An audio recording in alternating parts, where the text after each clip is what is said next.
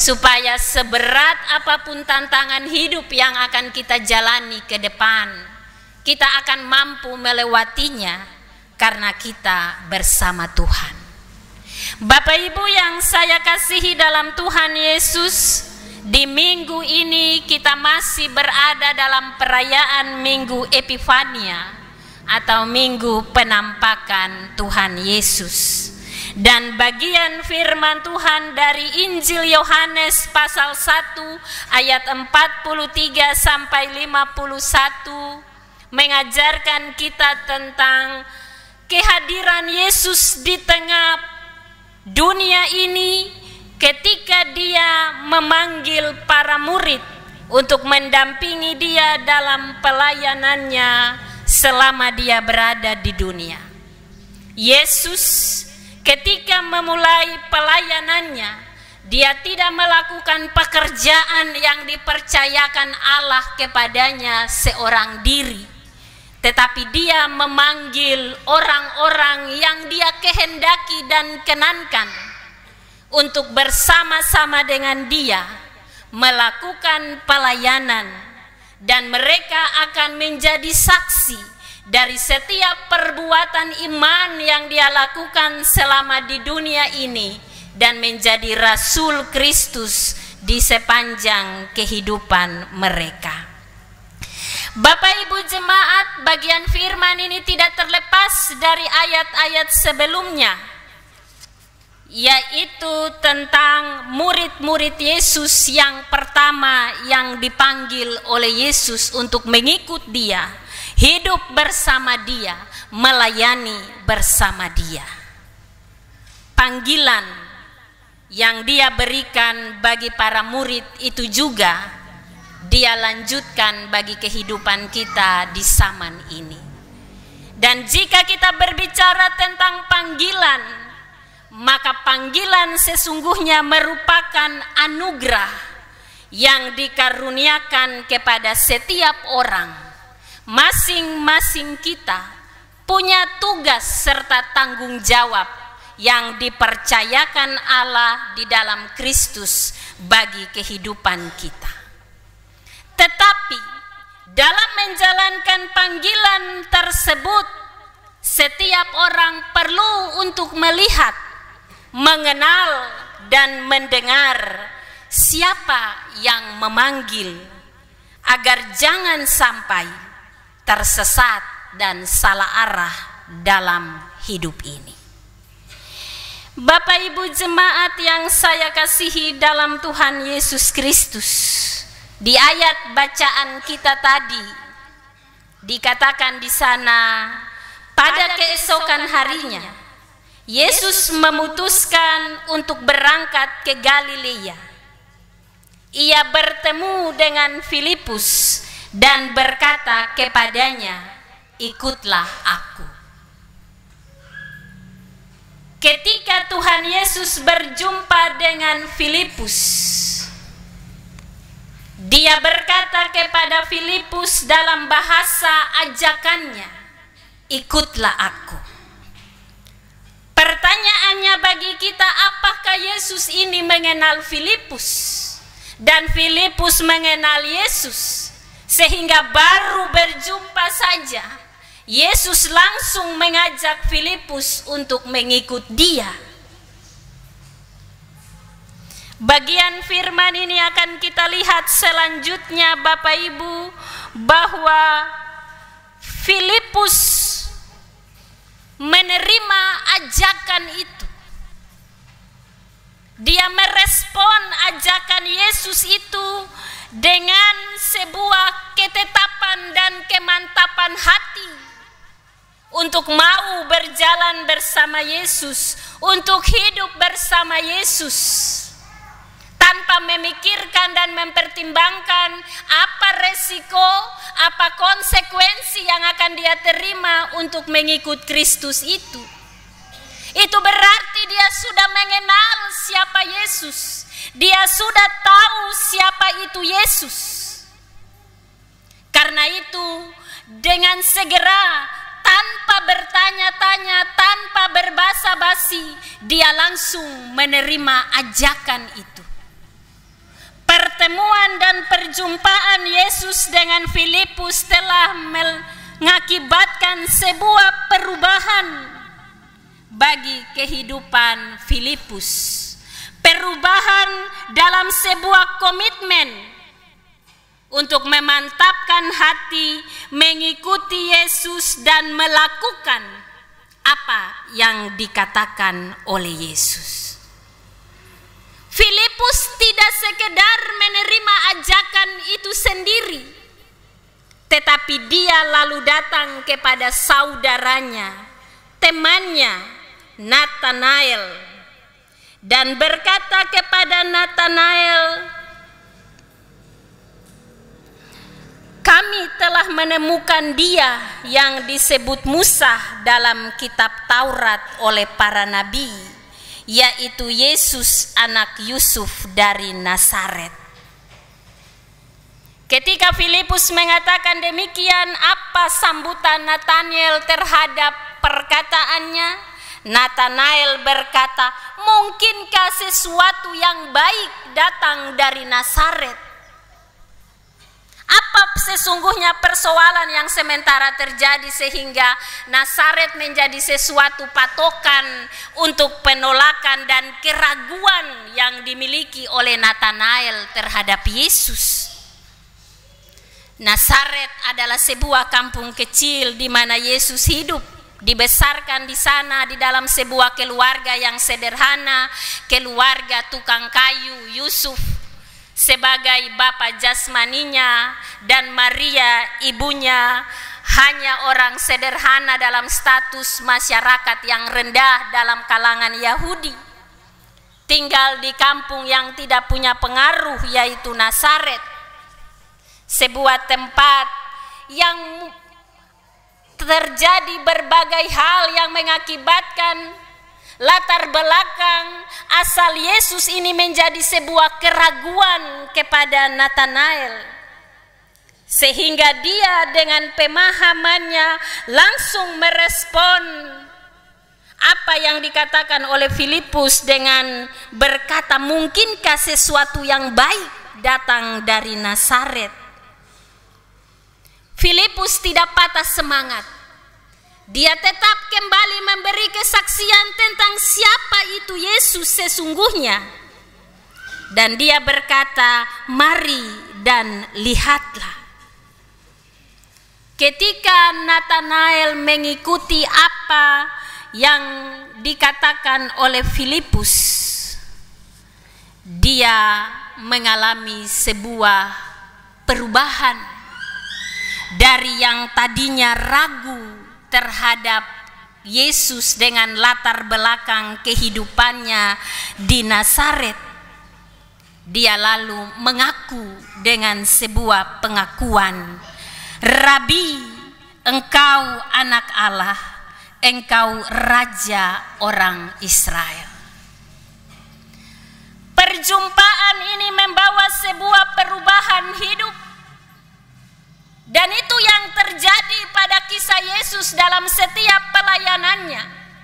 Ketika dia berjumpa dengan setiap orang dan perjumpaan itu terjadi dalam sebuah perubahan.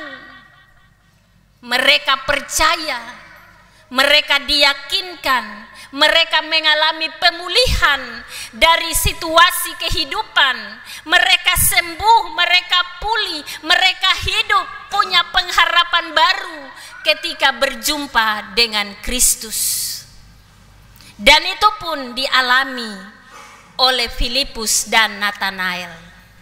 Mereka lalu menjadi percaya, pengikut Kristus yang setia, menjalani tanggung jawab pemuritan untuk berjalan bersama Kristus, tinggal bersama Dia dimanapun Dia berada, melakukan apa yang Dia katakan.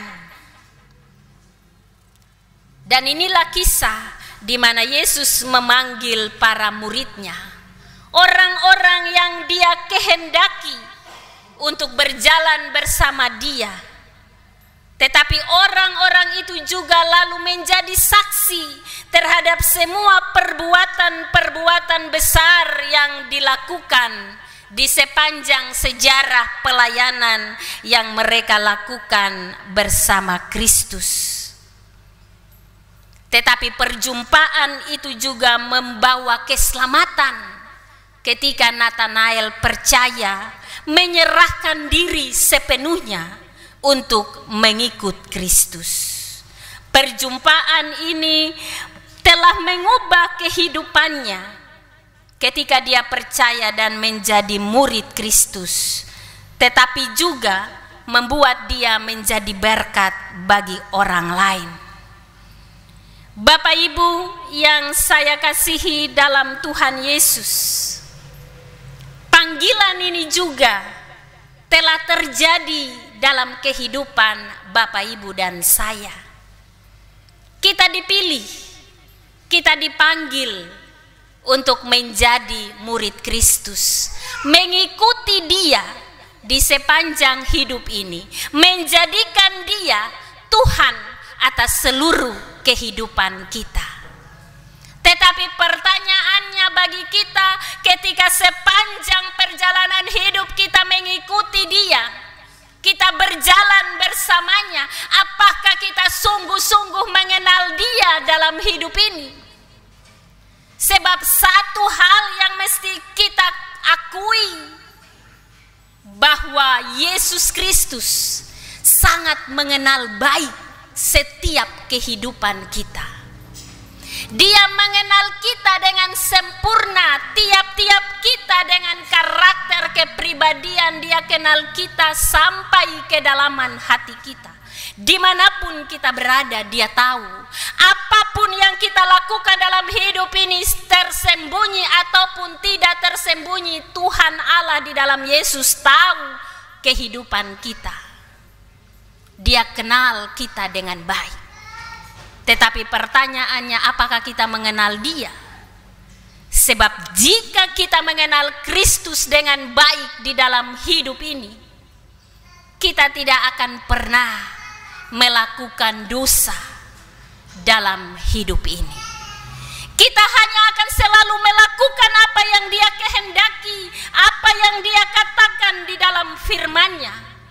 Karena Dia guru, kita murid, dan kita akan melakukan apa yang guru perintahkan.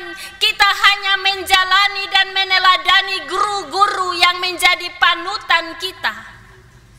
Kita menjadikan Dia guru, Tuhan atas seluruh hidup kita.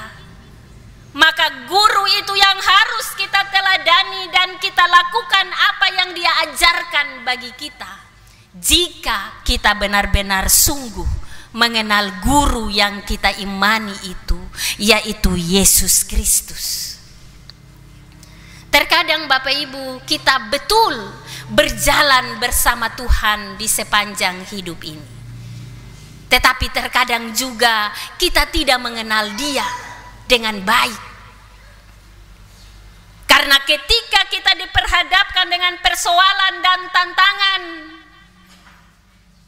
kita lupa Dia. Kita cari jalan lain. Padahal sesungguhnya Dia sementara mengizinkan kita ada dalam pergumulan itu, dalam persoalan itu, dalam masalah itu, supaya Dia mau lihat apakah kita mengandalkan Dia, kita minta pertolongan darinya, atau kita cari jalan lain, kita cari pertolongan dari yang lain. Bapak Ibu dan saya, kita termeterai sebagai waris kerajaan milik Kristus. Kita sudah ada dalam ikatan perjanjian yang kekal bersama Dia. Maka mari ikut Dia dengan setia dalam panggilan ini. Kita diberi tanggung jawab dalam hidup. Di tengah keluarga dan rumah tangga, kita dipercayakan dengan tanggung jawab kita. Di tengah pekerjaan pengabdian, Tuhan Allah memberi kita tanggung jawab pekerjaan untuk kita lakukan. Bahkan di dalam pelayanan, Dia mengkaruniakan kita tanggung jawab untuk kita lakukan dalam panggilan kita masing-masing. Maka lewat bagian firman ini, mari Mari kita belajar untuk melakukan panggilan kita itu dengan baik. Jangan anggap remeh apa yang Tuhan percayakan untuk kita lakukan. Bertanggung jawablah terhadap setiap panggilan yang Dia percayakan bagi kita. Karena kehidupan kita di dunia ini sebagai murid untuk menjadi saksi baginya dimanapun kita berada, memperkenalkan Dia melalui kehidupan kita, bersaksi tentang Dia melalui perkataan, perbuatan, sikap hidup kita, mencerminkan Kristus lewat semua yang kita lakukan. Terkadang sulit, tetapi itulah tanggung jawab dan panggilan sebagai seorang murid Kristus. Maka jangan anggap remeh apa yang kita lakukan. Mungkin keseharian kita anggap pekerjaan kita ini setiap hari, rutinitas kita ini biasa-biasa saja, begitu-begitu saja. Tetapi dia punya makna karena kita diberi tanggung jawab tidak asal oleh Tuhan dalam hidup ini.